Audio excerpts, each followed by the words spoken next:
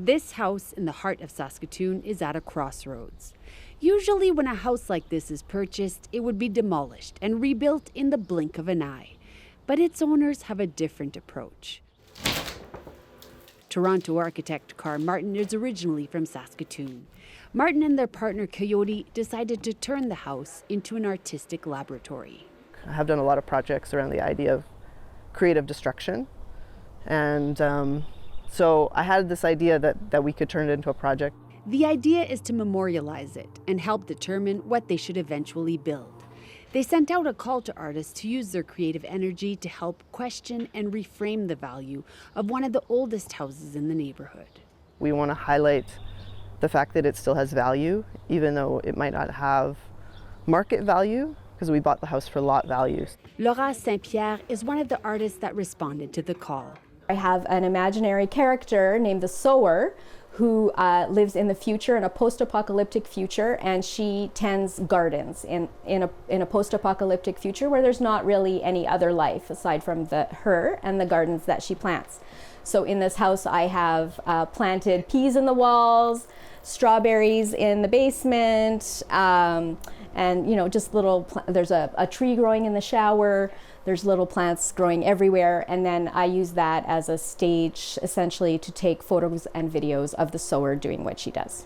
Saint-Pierre says she's appreciated working alongside the other artists in the house and having the freedom to do what she likes. I exhibit my work in galleries on a pretty regular basis, but this space has offered a lot more freedom than a regular gallery because you can't usually just take a chunk out of a wall of a gallery and plant peas in the wall. That's not really what galleries are about. So I think myself and all the other artists found a lot more freedom in this kind of context than we normally do. The project has taken on a life of its own.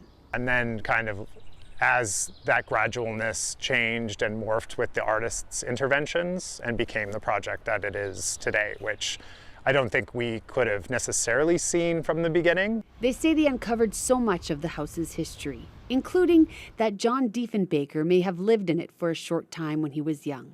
There's so many secrets, there's so many special moments, and you don't see them if you just bring in a machine and knock it over. One project that people have really liked is Carrie Shaw's project, where Carrie did research on the house and sort of focused on the Cowell family who moved into the house in the late 40s. It was a retired farming couple, Jack and Jeannie Cowell.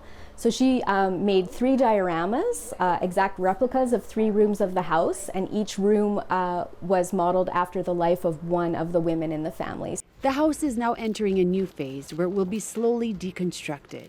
We're going to turn the house more into a workshop or materials lab where we really start taking apart materials more actively. The art created will be the foundation for the new home that will take shape. I think every artist has added something really rich to the project that will make its way into the design. A year from now, they hope to break ground. Martin and Coyote say that they hope to spend more time in Saskatoon working on projects and enjoying the new community they have built. Nicole Lavang-Smith, CBC News, Saskatoon.